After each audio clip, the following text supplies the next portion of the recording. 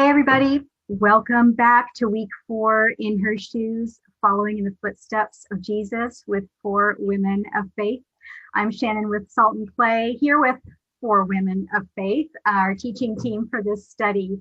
And if you have been following along for the past 3 weeks, you know that we have been following in the last week of Jesus's life, but also looking at the lives of these women through Jesus's life and ministry. And this week, I am really excited as we wind up this final video teaching with Mary Magdalene. And we are going to see just how special that she was to the Lord and her love for him. And Helen is going to take it away and share with us about this special woman. So Helen, take it away. All right. Thank you, Shannon. Well, I have to say it is a privilege to share with you about Mary Magdalene after the study I've done. But I have to make a confession. A couple of years ago, I would have had a prejudgment of Mary Magdalene because of incomplete information and based on not my own study. And so it was actually a blessing to be asked to study her. And I have to say, after seeing what the word does say about her, I've come to really appreciate and be inspired by Mary Magdalene.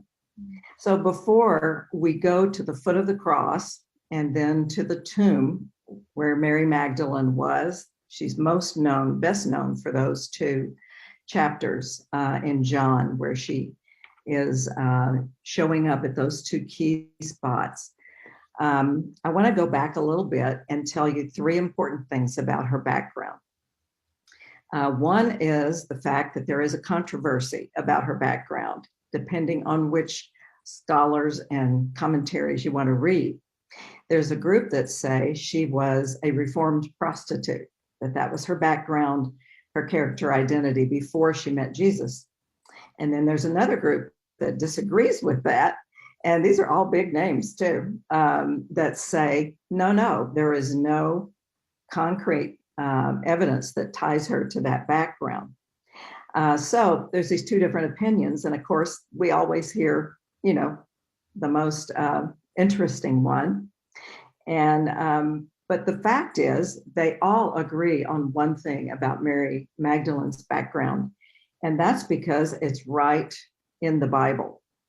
And in Mark 16:8, it says that Jesus appeared first to Mary Magdalene, out of whom he had cast 7 demons. And so what we know, and what all of the people that have studied her agree with, is that she had been captive to darkness of evil spirits, that to just the passerby, she might have appeared extremely insane in her behavior at times, and that she was a tormented soul.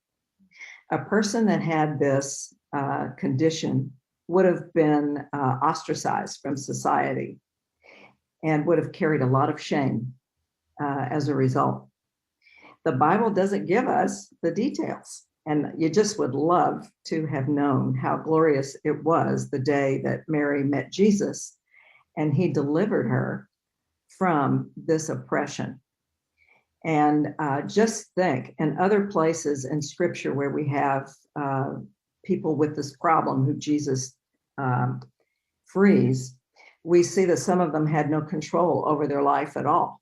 That they would throw themselves into fires, that they would yell out outlandish things, that they would, in some cases not be able to hear or see, but it was spiritually caused.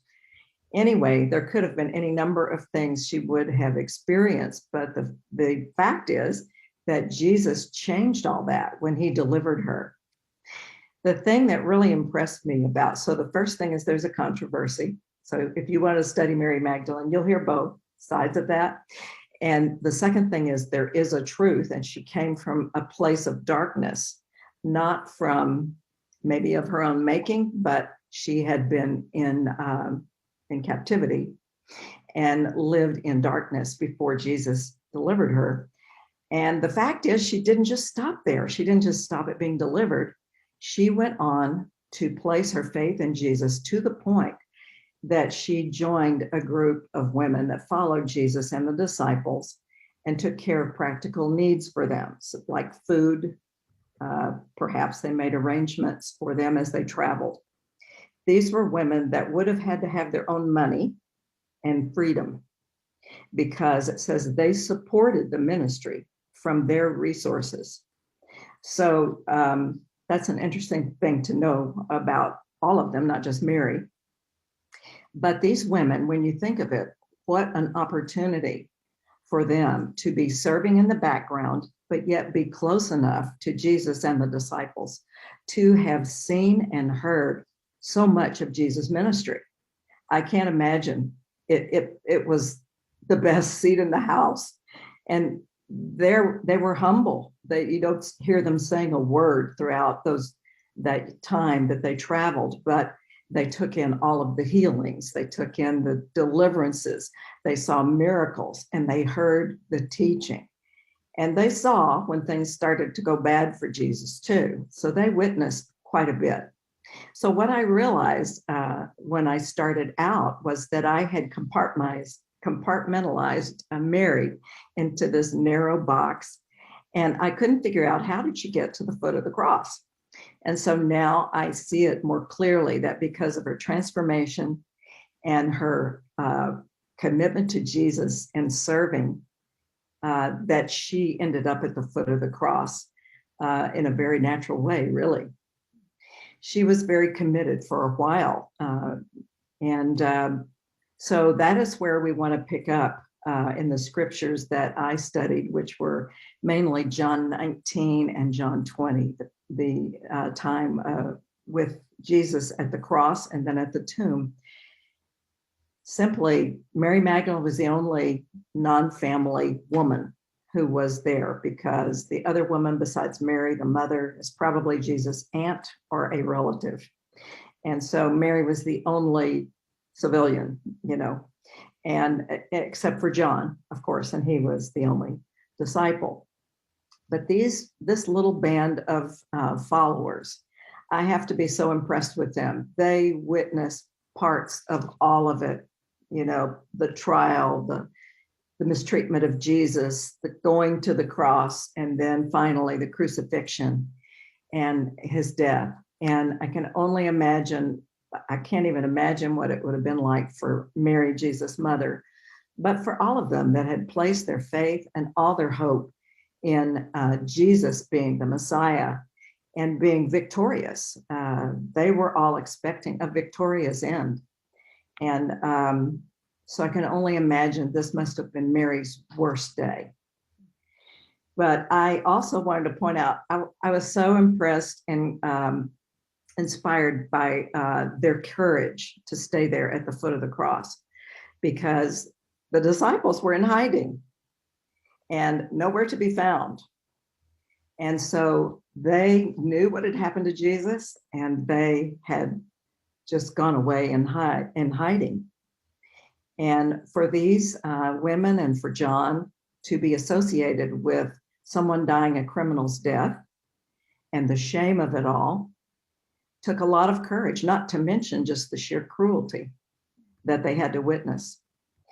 But as I thought about them here, just this is the most we can do for him now. This is what we can do. We can't do anything about this situation, feeling helpless, but yet we can do this. We can be here. And then I thought, sometimes being present for people is the biggest statement of all. If it's their worst time on earth in their life, and you're willing to just be there and be in solidarity with them and support of them, what a great quality. And of course, we see it in the others that were there as well. But I was impressed by that. So that was Friday. We're going to go into Sunday for the next scene, and that takes us to the empty tomb. Mary is coming with a small group of women. They're bringing spices and ointments to prepare Jesus' body for the final burial. And they are shocked when they see the stone moved away from the tomb. And when they look in, they do not see Jesus' body. I would love to have seen the expressions on their faces. You don't know whether it would have been joy, shock, horror, I mean, any number of um, not what they expected at all. And an angel was there and said, he is not here, he is risen. Go and tell the disciples. And so Mary runs, probably some of the other women ran to tell the disciples, specifically Peter and John, who run back to the tomb. Mary is back at the tomb, and they go into the tomb. Apparently, they've got to check out what these women are talking about, but they wanted to see for themselves the evidence that Jesus' body was not there. And we don't know what they're thinking. We just know that, they've come to corroborate the message. And then they leave. But Mary didn't leave. Mary stayed there. And I can only imagine she was distraught, that she was not knowing what her next step should be. But as she was there, she stooped down, she looked into the tomb again, and she saw two angels, all in white, one sitting where Jesus' head was, one sitting where his feet were. And that must have been an amazing thing right there. But it doesn't tell us much about her reaction. But what it does tell us is that the angels asked her why she's weeping. And she says something that shows that she has an agenda. She says, I'm weeping because they have taken away my Lord, and I don't know where they have laid him. For her, this is the last act of devotion she can give, and she's determined to find that body. And she's maybe assuming the worst, grave robbers or whatever. So she tells them this. It says, now when she had said this, she turned around and saw Jesus standing there and did not know it was Jesus. Jesus said to her, woman, why are you weeping? Whom do you seek? She, supposing him to be the gardener, said, sir, if you have carried him away, tell me where you have laid him, and I will take him away. I'm just thinking she really thought she could carry a whole body by herself. But anyway, this was her mission, and nothing was going to stop her. And she's experiencing a normal state of shock after you've had a trauma of a loss, and especially in that horrific way that she had witnessed. She is in shock, and she isn't quite recognizing what's going on in front of her. She doesn't react to the presence of the angels, or at least we're not told. And she doesn't know it's Jesus that's been talking to her. But that's about to change. So that's where we're going now. And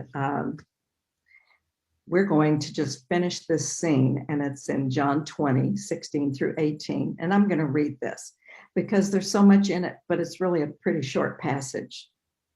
Jesus said to her, Mary. She turned and said to him, Rabboni, which is to say, teacher.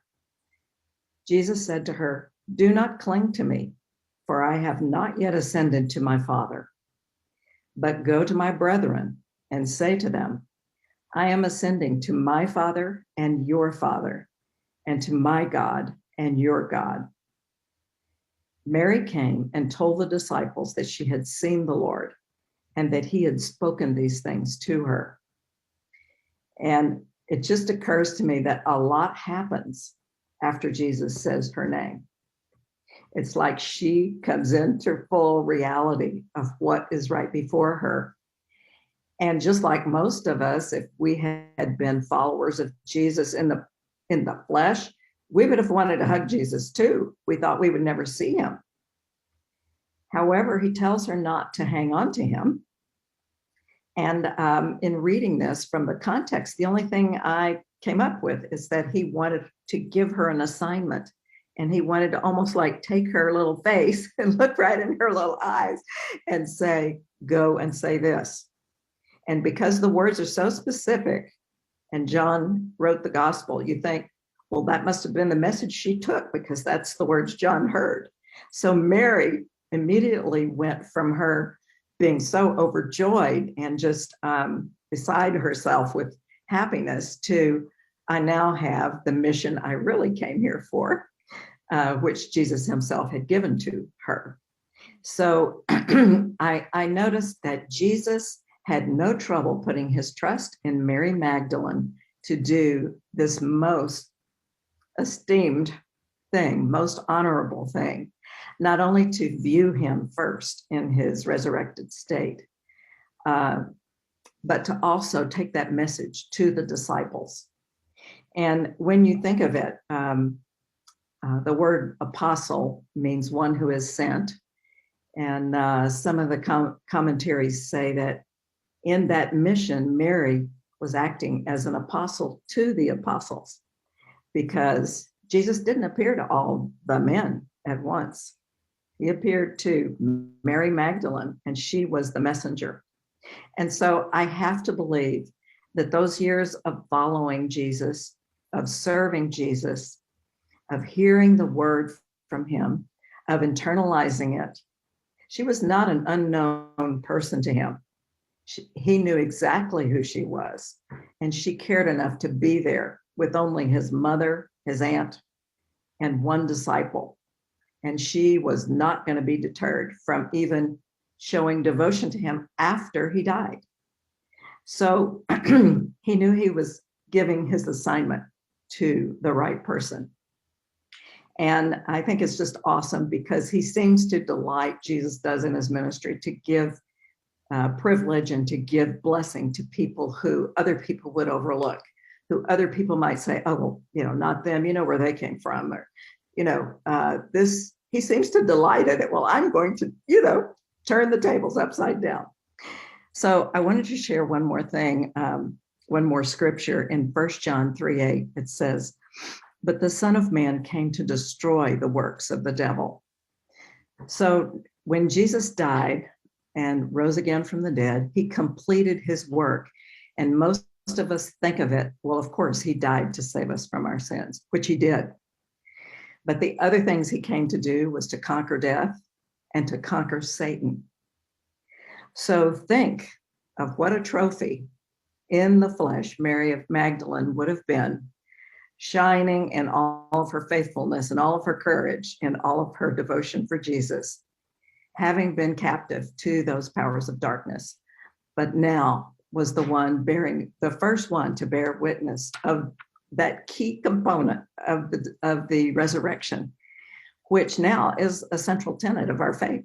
It's a central belief in our faith.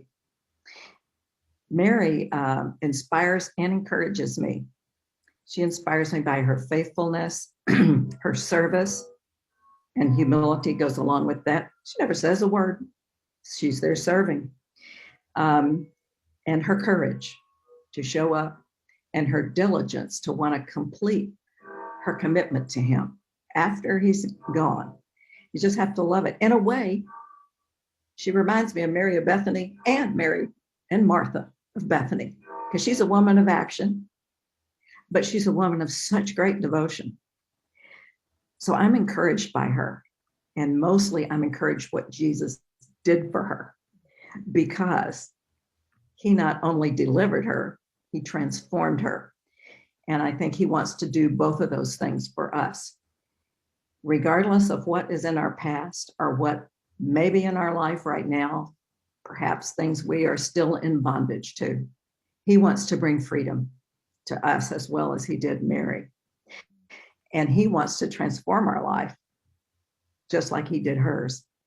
And if we will follow him, serve him, hear his word, believe his word, that transformation will happen. And the other thing that he inspires me about Mary Magdalene's life and how it turned out is that she thought she came with a certain purpose that was in her mind the best she could come up with, but he gave her an even more splendid purpose that she would always be remembered for, and that they're still recognizing today, every Easter.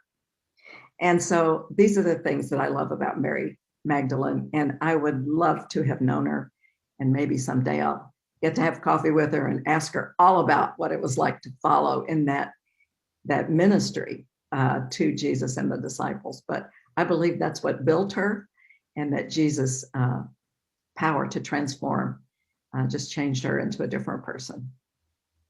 Mm. Oh gosh, Helen, that was so, so good. I love all of these riches that you are unearthing about her. And I mean, I'm thinking about her identity, being misunderstood. And I love when you talked about the assignment that the Lord gave her, because the Lord didn't have to, he could show up anywhere, right? He didn't have to show up there. He could have went ahead where the disciples were, because he did go there later, right, in the day. He did. But there he chose to be. And I just, isn't that the Lord? Like anyone who is an underdog, or if who is misunderstood or whatever, when they are given their lives to him, like you said, he transforms them into a new person. And even if no one else sees it, he sees it and honors it. So grateful for that. Oh, yeah. Wonderful. Yeah, when you think they had just been fighting in the upper room about who would be the greatest, the last time Jesus was spending with them. And I'm sure if you would have asked them, who's the likely candidate to get this job? Of course, they would have been fighting over it. But Jesus had a better plan. Like when you were talking about just devotion, I love thinking of Mary as like she was determined to show devotion to the Lord, and how faithful in that scene where he shows up there, and like you're saying, he could have shown up anywhere, but he's so faithful in rewarding our faith, right? I think that's beautiful. She was determined to show devotion, and he was faithful to reward that. And so good. It is.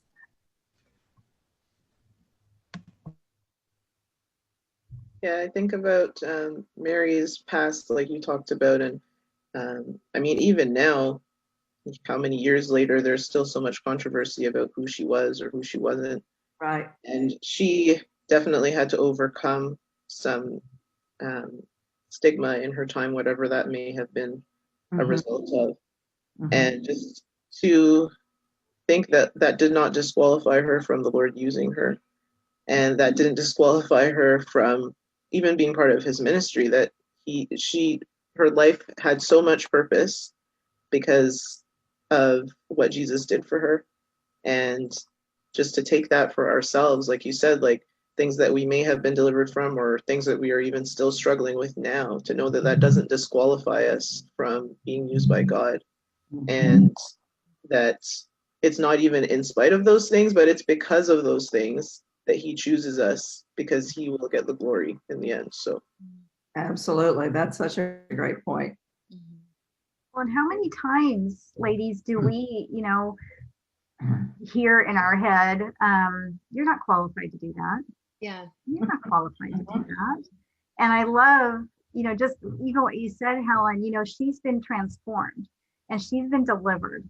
And just even to say, when those things come into our mind, especially to things that we feel called to do that might feel too big, or someone's better at it, or the Lord has transformed me and he has qualified me to be able to say that. I mean, it's so huge, and that the Lord honors that too. Yeah. I was thinking similarly, how when he does appear to her, and she has been so faithful to him, but how sometimes he qualifies the unqualified because we're just willing to say yes.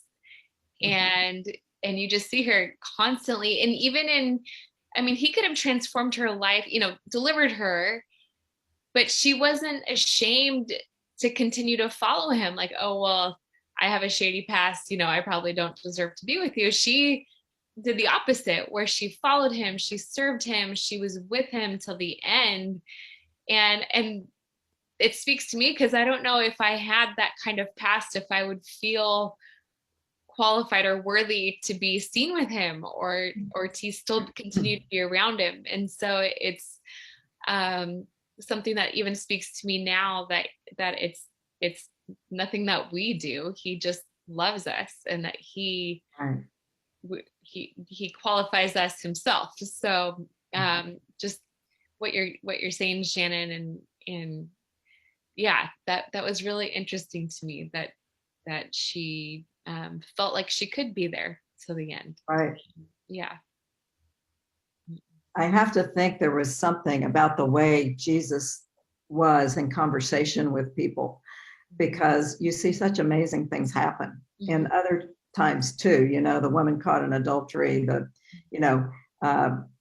to eat at the tax collector's house. And, I just believe Jesus was an unbelievable communicator, but that there was something about probably the way he looked at people with love that was so healing.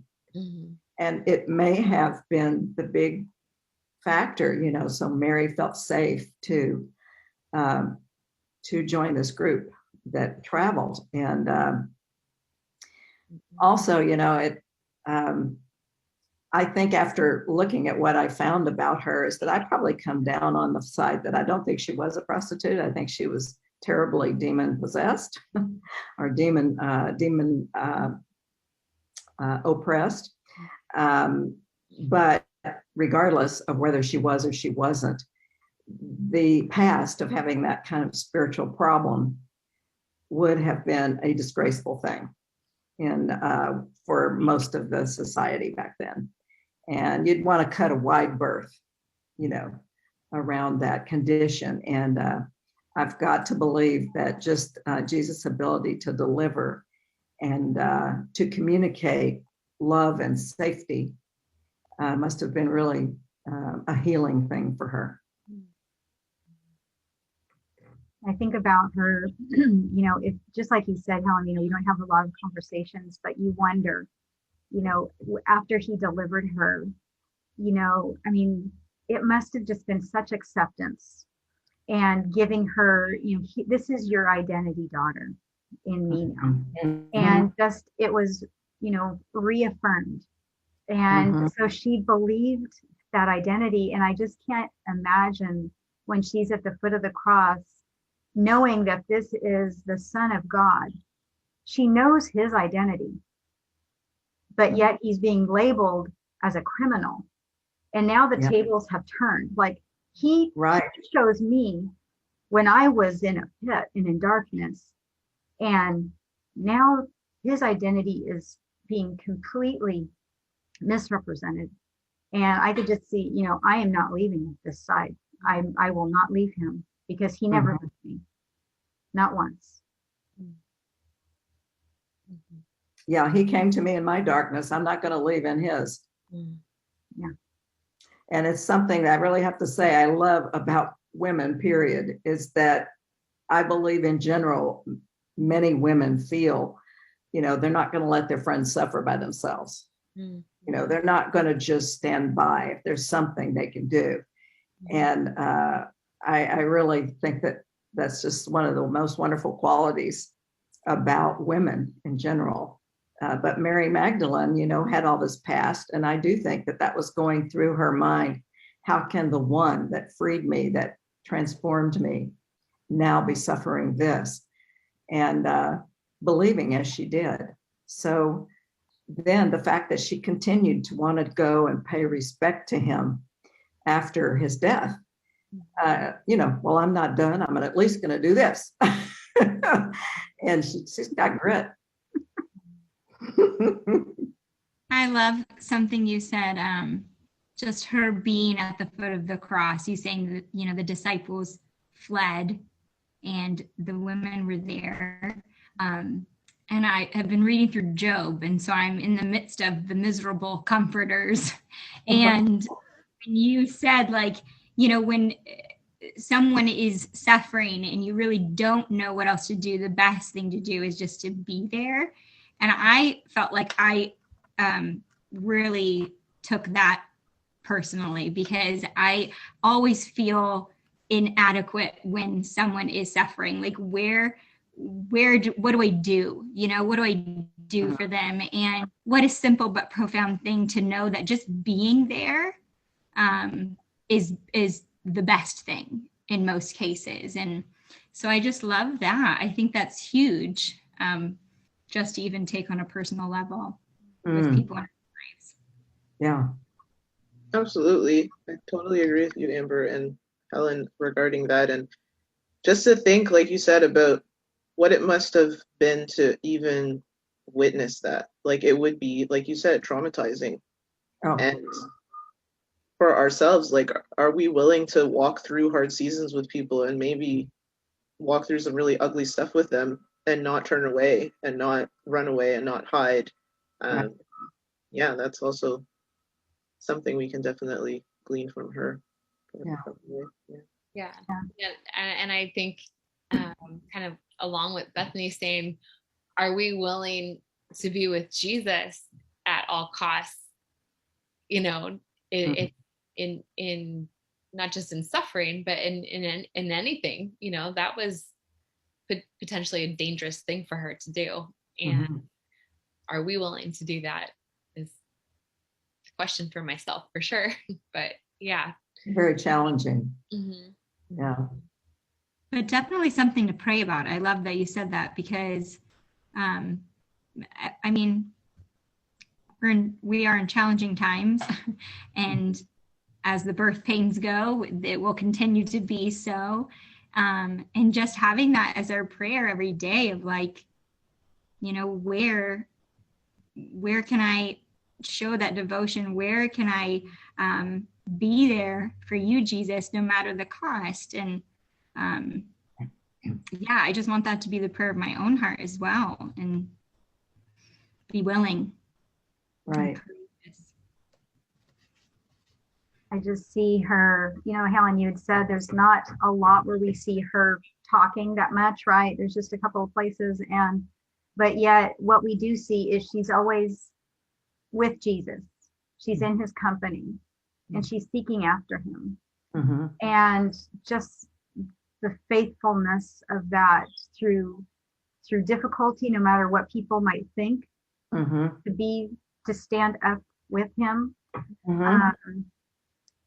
And to just keep, just going in the hard times and the good times and the times when we're confused, when we don't understand, when things are unraveling, that would be us. Like when they see us, that she just was always in his presence.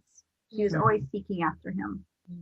And I think that's a good takeaway for me, is just, even when you don't understand, the circumstances, and it doesn't seem to make sense according to what you think God is doing, just doesn't fit the script. And, you know, both she and Mary, one thing I was really touched by also is that she was a person who obeyed. You know, she didn't lose any time taking care of her assignment. And she didn't lose any time getting to the tomb. And she was not just a believer, she was a doer of her faith. And I really respect that. Years ago, we knew a widow who felt called to take care of a person who had been in the ministry, but had fallen into some bad life patterns and was dying from AIDS. And the churches, it was difficult for him to move in those circles anymore. And she would go into his home and cook and take care of him. And I just remember saying, you know, this woman is the real deal, because there's nobody going, you know, it's just all for real. And I believe that's the kind of person Mary was, you know, that she could endure, you know, people casting aspersions, people misunderstanding, and she could endure even danger. I don't know. She just seemed to have a grit. And part of it was the fruit of the Spirit, I'm sure, but I believe that she was so gloriously delivered that, you know, this was her new life. I mean, this meant the world to her, and Jesus meant the world to her. I love that scene, Helen, of her just at the tomb, and she's in sheer shock. The angels are there, and she comes out, and she hears Jesus say her name, and she just snaps out of that shock, right? And Yes. his voice just like cuts through, and we're talking about her just being delivered, and I could just imagine like his voice meant everything, right? Like his word meant everything. Everything. Right. And just even in our own lives, like when we first were saved, like his voice calling our name is everything, you know? And I just think of on a daily basis that his voice is what should just snap us out of our shock of whatever it is that we're going through or what we're overwhelmed by. And I just think that's such a powerful thing to think on, that even today we have that with Jesus, that his voice can cut through whatever it is we're going through. And I know that it seems like sometimes we're having our devotions and we're just going along and we're following Jesus as, in our normal practice. And somehow we hear him saying our name in regards to some scripture or some, prayer issue. And it really makes a difference. I mean, you definitely respond because it's become personal. Yeah. Yeah. Oh, ladies, this has been such a great discussion. I mean, my mind is still filled with so many thoughts. I mean, just the fact, I love that when we are seeking after him, even just with her, she just did the next thing. She just did what she thought should be done, right? And she just kept after it and kept after it, and then was given the specific assignment. And I love that, Amber, when you said, then he said her name and she snaps out. And I think that's such a great reminder, because he calls each of us by name in that place. And so I just have loved looking at each and every one of these women. You ladies have brought out such insights and depth. I've loved our conversation. This has been just such a blessing. And I'm kind of sad. This is our last video teaching, but it's not the end of the study. There is actually one more, week 5, and it's really a reflection. So encourage you, after you get through Mary Magdalene, you will have a few more questions that you can sit and ponder and reflect on as it leads up to Easter. So we have just loved this opportunity. Thank you, Helen, for writing this study. Thank you, ladies, for just really bringing even more just depth and richness to each of these women. I feel like I've gained so much more insight into these women than I think I would have ever had just studying out my own. So thank you for that. And just so grateful to the Lord that he has just put this together. So we want to thank you for being a part of this. We pray that this has blessed you, that you have been able to really put yourself in the shoes of each of these women of faith, and that you know that he sees you, that he has an assignment for you, that he is calling you, and that he has redeemed you and transformed you and has qualified you for what it is that he's calling you to do. So just pray blessings over you. I pray you have just a fabulous Easter. And until next time, we will see you then. Take care. Thank you, ladies. Okay. Bye-bye.